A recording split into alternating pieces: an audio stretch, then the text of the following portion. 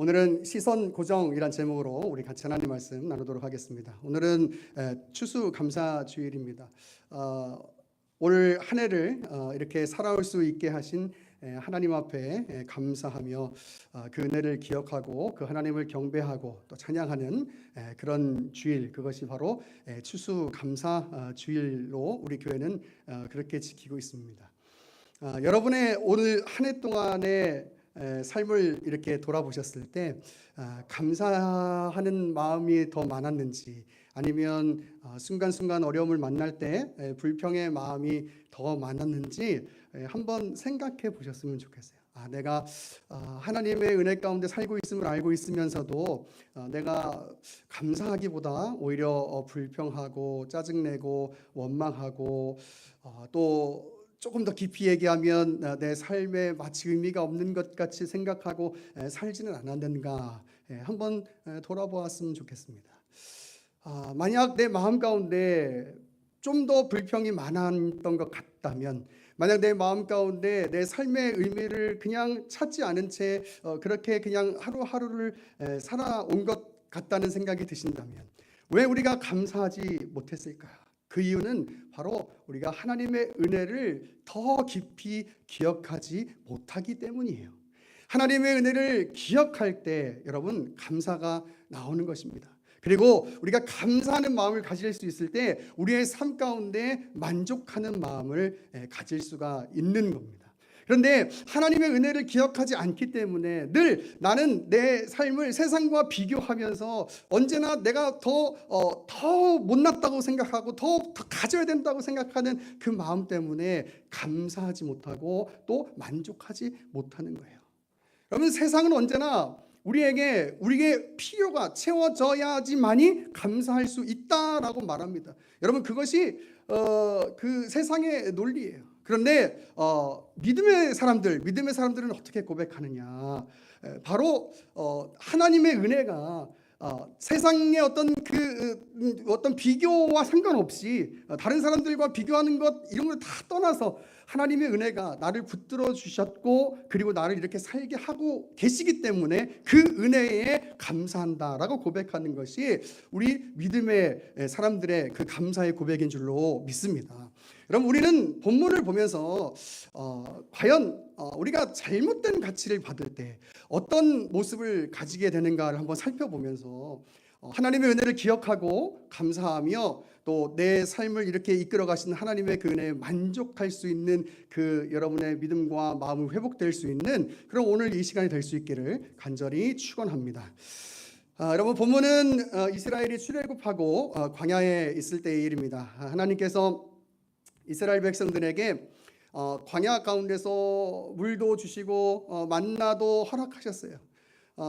사실 정착할 땅을 찾아가면서 이 정도의 은혜를 입었으면 그래도 감사하고 만족할 수 있을 텐데 그렇지 못하는 것이 인간의 모습이 아닌가 생각해 봅니다. 4절을 보니까 이스라엘 백성들이 고기를 원하는 모습을 보게 돼요. 물론 늘 같은 것만을 먹는다면 여러분 그것만큼 얼마나 괴로운 일이 있을까 하는 생각을 해봅니다. 제가 좋아하는 여러 가지 음식들이 있어요.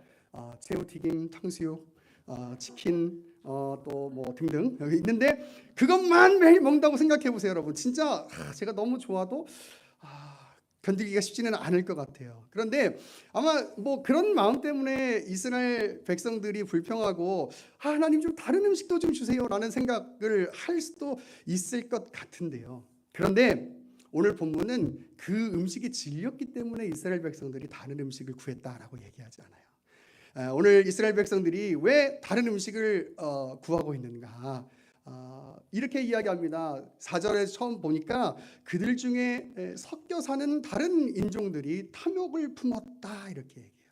여기 다른 인종들이란 우리 출애굽기 12장 35절부터 38절에 보면 이제 이스라엘 백성들이 출애굽에서 나옵니다. 그런데 하나님의 은혜를 입고 나오는데 38절에 보면 수많은 잡족과 양과 소와 같이 나왔다 이렇게 얘기해요. 수많은 잡족, 그러니까 이방인들인 거죠. 이방인들.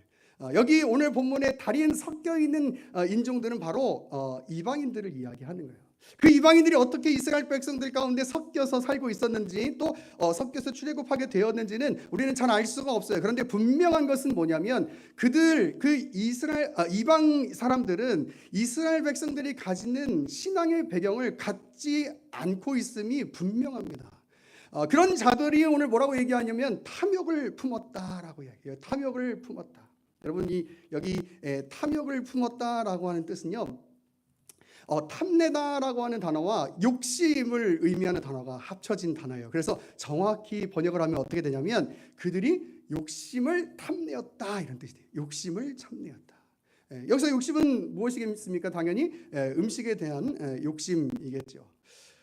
그리고 그 영향 때문에 이스라엘 백성들이 이 하나님 앞에 이 원망하고 있는 것을 우리가 보게 되는 거예요. 여러분 사실 우리가 믿음의 사람으로 살면서 정말 이 세상을 살아갈 때 세상과 우리 믿음의 사람들은 가치가 다르잖아요, 그죠? 가치가 달라요. 세상 사람들은 아까도 이야기했지만 우리의 필요한 것들, 우리가 갖춰야 할 것들, 여러분 그런 것들이 채워져야 된다고 생각하고 그럴 수 있을 때 감사할 수 있다고 생각하는 게 세상의 논리예요.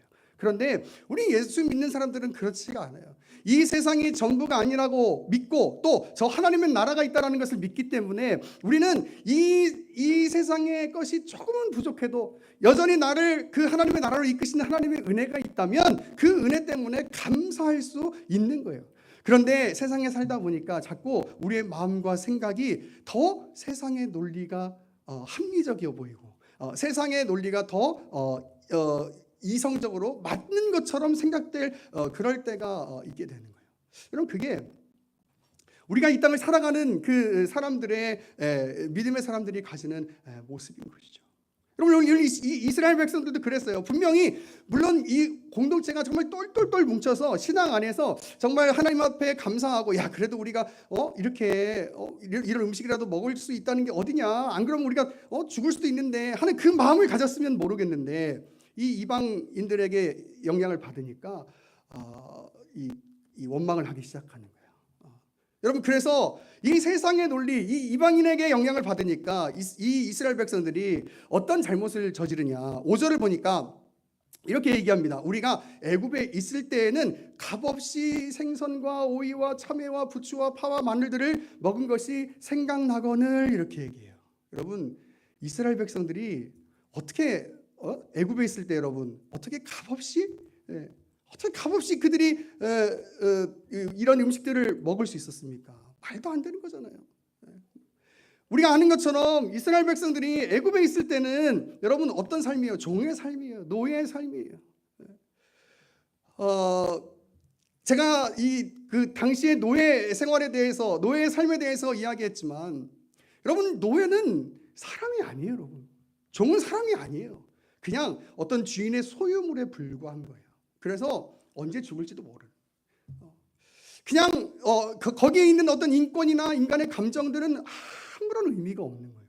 여러분 그런 삶을 살면서 출애굽 하기 전에 애굽에 있을 때 이스라엘 백성들이 하나님 앞에 너무 고난이 심해가지고 기도했다라는 것이 출애굽기 1장 2장의 내용이잖아요. 그런데 오늘 이 세상의 논리를 영향을 잘못 받으니까 오늘 이 이스라엘 사람들이 이렇게 얘기하는 거예요. 우리가 애굽에 있을 때에 값없이 음식을 먹지 않았냐. 그렇지가 않았는데 하나님의 은혜를 기억하지 않고 자꾸 이 세상의 논리와 이 세상의 생각, 세상의 판단으로 우리의 삶을 판단하려고 할 때 그때 우리의 이 마음이 무너지고 우리의 이 가치가 무너지고 우리의 이 생각이 무너지는 거예요.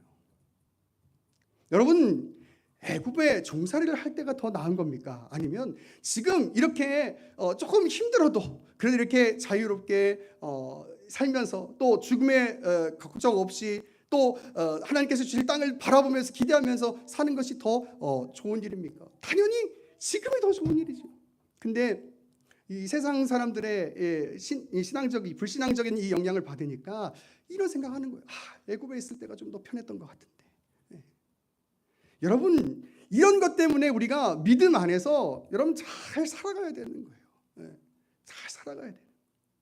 여러분 또 6절에 보니까 이스라엘 백성들이 이렇게 이야기해요. 이제는 우리의 기력이 다하여 이 만나 외에는 보이는 것이 아무것도 없다라고 이야기합니다. 여러분 기력이 다했다 이렇게 얘기해요. 여러분 그런데 우리가 잘 아는 그 신명기 8장의 말씀처럼 제가 신명기 8장 3절부터 읽어볼게요. 너를 낮추시며 너를 줄이게 하시며 또 너도 알지 못하며 내 조상들도 알지 못하던 만나를 내게 먹이신 것은 사람이 떡으로만 사는 것이 아니오 여호와 입에서 나오는 모든 말씀으로 사는 줄을 내가 내게 알게 하려 하심이라. 다음에 보세요. 이 40년 동안에 내 의복이 헤어지지 아니하였고 내 발이 부르트지 아니하였느니라. 아멘. 여러분 이게 하나님의 말씀이에요. 40년 광야 시간 동안 이스라엘 백성들에게 그 광야의 시간은 굉장히 힘든 시간들이었을 거예요. 그런데 이 40년 동안 내 의복이 헤어지지 않았고 내 발이 부르트지 않았다. 여러분 이걸 뭐 의미하는 거예요? 하나님께서 보호하시고 하나님께서 지키시고 하나님께서 힘주셔서 그렇게 이 40년 기간을 너희가 보낼 수 있었다. 그래서 이렇게 얘기하는 거죠. 사람이 떡으로만 사는 것이 아니고 하나님의 말씀으로 사는 줄, 하나님께서 우리에게 주시는 은혜로 사는 줄 너희로 하여금 깨닫도록 하기 위해서 이 광야의 시간들이 필요한 것이다. 할렐루야. 여러분 이게 지금 하나님의 말씀입니다. 오늘 이스라엘 백성들 보니까 이렇게 이제는 우리의 기력이 다했다 이렇게 얘기하는 거예요. 하나님의 은혜, 하나님의 붙드심, 하나님의 인도하심 다 잃어버린 거예요. 다 잃어버린 거예요. 여러분 이스라엘 백성들에게 얼마나 크고 놀라운 일들이 있었습니까? 우리가 다 아는 것처럼 홍해 사건이라든지 또 뭐 아말렉 전투라든지 또 뭐 마실 물이 없어가지고 막 돌에서 물이 펑펑 쏟아진다든지 뭐 등등 여러 가지 그 놀라우신 하나님의 은혜, 또 구름 기둥과 불 기둥으로 그들이 죽지 않도록 하나님께서 그 체온을 보존해 주셔서 그렇게 살아갈 수 있도록 하는 거예요. 여러분 다 하나님의 은혜예요. 그런데 오늘 지금 이스라엘 백성들이 뭐라고 얘기하냐면 이제 우리 기력이 다 했다. 우리 이제 죽을 수밖에 없다. 이렇게 얘기하는 거예요. 여러분 세상이 더 크게 보일 때 하나님의 은혜가 보이지 않는 겁니다. 세상이 더 합리적이라고 보일 때 우리의 믿음을 지키기가 어려운 겁니다. 여러분 세상의 힘이 더 강하다고 느껴질 때 우리 하나님께서 우리를 붙드시는 힘이 아무런 의미 없이 느껴지게 되는 거예요. 여러분 그래서 믿음의 사람들은 항상 이 말씀의 가치로, 하나님의 가치로 우리의 생각과 우리의 마음을 지킬 수 있어야 하는 거예요. 세상의 영향을 받는 것이 아니라 그래 오늘도 내가 이 지금의 삶에는 고난이 있고 또 이 여러 가지 내가 생각할 수 없었던 또 내가 정말 지금도 감당할 수 없는 고난들을 겪어내면서 살아가고 있지만 그럼에도 불구하고 선하신 하나님께서는 지금도 나를 붙드신다. 할렐루야.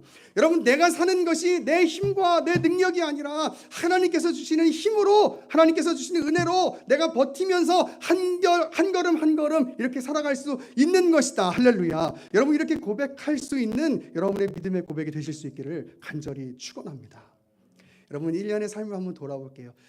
각자 뭐 제가 다 여러분의 상황과 또 여러분의 감정 이런 거 다 이해할 수 없지만 여러분 다 알 수도 없지만 그러나 얼마나 우리의 마음을 흔들고 우리의 감정을 흔들고 보여지는 상황 때문에 내 마음에 우울감이 찾아오고 여러분 그런 상황들이 얼마나 많이 있었습니까? 그렇죠? 그런데 하나님께서 여러분 이 세상의 어떤 그 개념 말고 하나님께서 우리를 이끌어 주셔서 지금 우리가 이 자리 가운데 있을 수 있다는 것, 그리고 훗날 이 땅의 삶을 다 살고 하나님 나라에 갈 수 있다는 것, 여러분 그것만도 우리에게 있어서는 가장 행복한 일이에요. 여러분 우리 하나님의 선하심이다라고 이야기할 때 그 선하심은요 이 세상 사람들이 인정할 만한 어떤 좋은 일을 가지고 선하심이라고 이야기하지 않아요.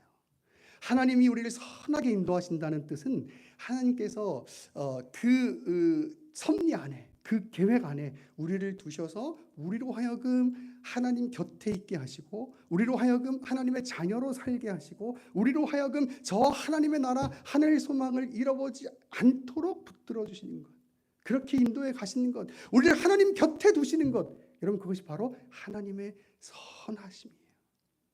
여러분 세상에 아무리 많은 것들을 가져보십시오. 그래도 하나님이 내 곁에 없다면, 그리고 내가 하나님의 나라를 소유한 자가 아니라면 여러분 그만큼 불행한 일은 없을 거예요. 우리 믿음의 사람들은 가치가 다른 거죠. 하나님의 선하심. 그 선하심이 뭘까? 세상 사람들처럼 내가 원하는 거 다 채워지고 다른 사람들보다 다 1등하고 무슨 돈도 제일 많아지고 제일 좋은 집, 제일 좋은 차 아니에요, 여러분. 하나님의 선하심 아니에요. 하나님의 선하심은 여러분의 삶의 걸음들이 하나님의 계획과 섭리 안에 벗어나지 않도록 붙들어 주시는 것. 여러분 그게 하나님의 선하심이에요. 여러분 그 하나님의 선하심과 인자하심이 있기 때문에 우리는 하나님 앞에 감사하며 오늘도 영광 돌릴 수 있는 것입니다. 여러분 한 해 동안 우리를 지켜주셨던 그 하나님, 한 해 동안 우리를 인도해 주셨던 하나님, 한 해 동안 우리를 붙들어 주셨던 그 하나님을 기억하면서 우리가 하나님 앞에 감사하고, 또 오늘 말씀처럼 이 세상의 논리 또 세상의 사고에 우리의 마음이 빼앗기지 않고 믿음의 삶을 살아가기로 결단하는 우리 모든 주님의 거룩한 백성 될 수 있기를 간절히 축원합니다. 아멘. 우리 함께 찬양합시다.